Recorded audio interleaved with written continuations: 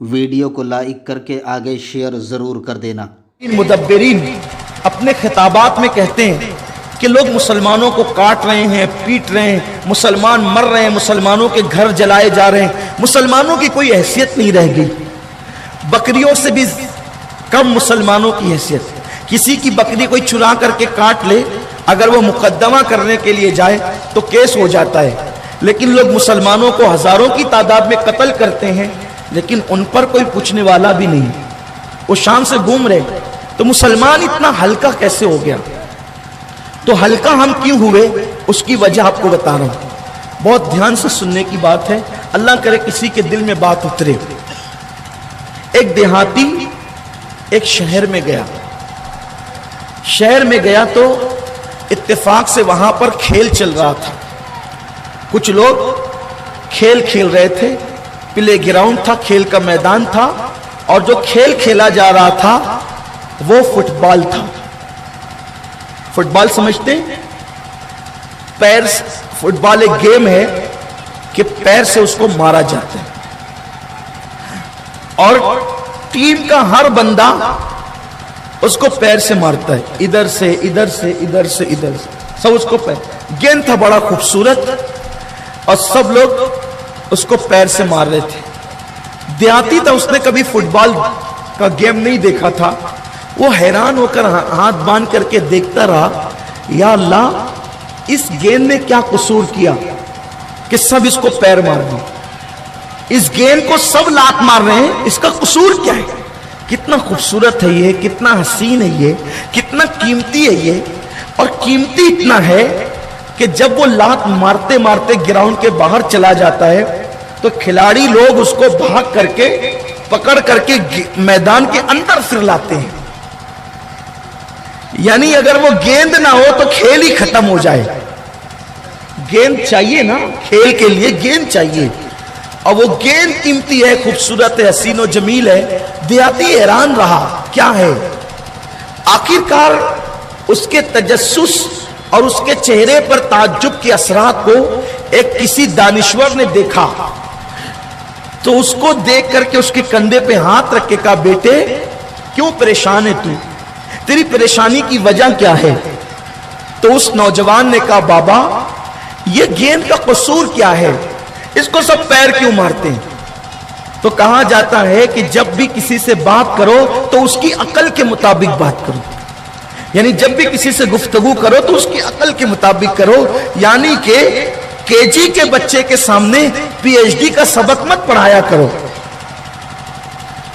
ایمان والوں کو یہ شان ہے، جب وہ بات کرتے ہیں تو لوگوں کی عقل کے مطابق کرتے ہیں۔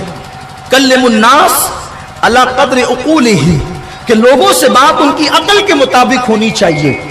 میرے آقا صلی اللہ علیہ وسلم کے دیوانوں، تو جب وہ دیہاتی تعجب میں ڈوبا ہوا تھا، ایک دانشور نے اس کے کندھے پہ ہاتھ رکھ کر کے کہا، بیٹا تو پریشان کیوں ہے؟ اس نے کہا کہ بابا یہ گیند کا قصور کیا ہے؟ اب وہ اس کو بتاتے کہ یہ گیم ہے، یہ کھیل ہے، اور شاید اس کے سمجھ میں نہ آتا، لیکن انہوں نے بہت بھاری بات کہی۔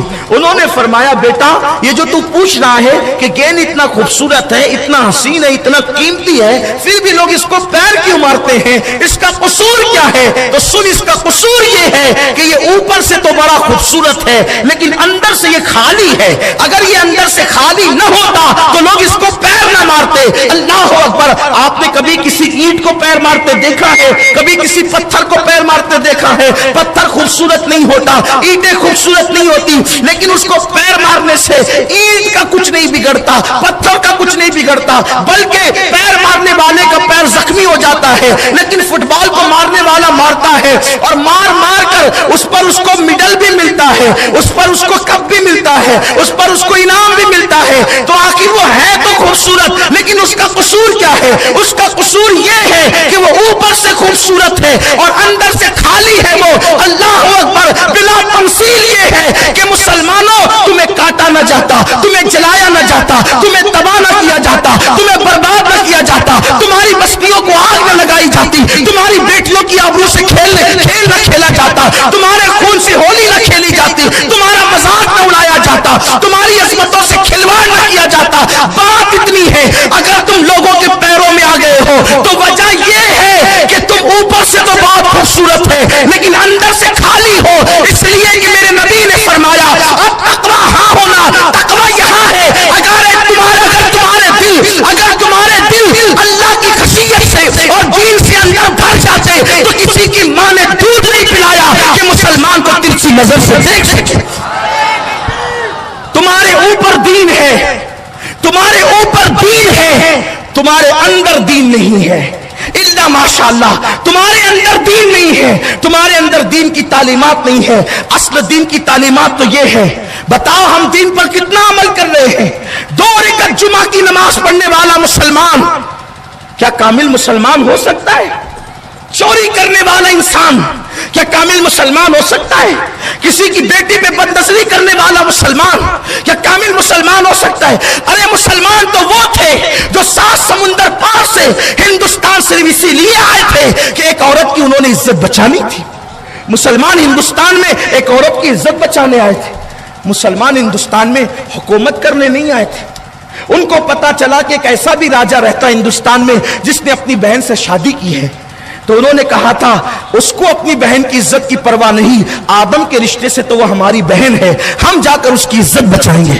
مسلمانوں تم وہ تھے، تم دوسروں کی بیٹیوں کی عزت کی حفاظت کرتے تھے، اور آج مسلمان زنا کر رہا ہے، زانی ہو گیا مسلمان، چہروں پہ لعنت برس رہی ہے، چہرے دیکھنے کے قابل نہیں رہ گئے ہیں کہ مسلمان ہے یا کافر ہے۔ ارے مسلمان وہ تھے جن کے چہرے دیکھ کر کے لوگ مسلمان ہو جایا کرتے تھے۔ ویڈیو اگر اچھا لگا ہو تو لائک کر کے آگے شیئر ضرور کر دینا۔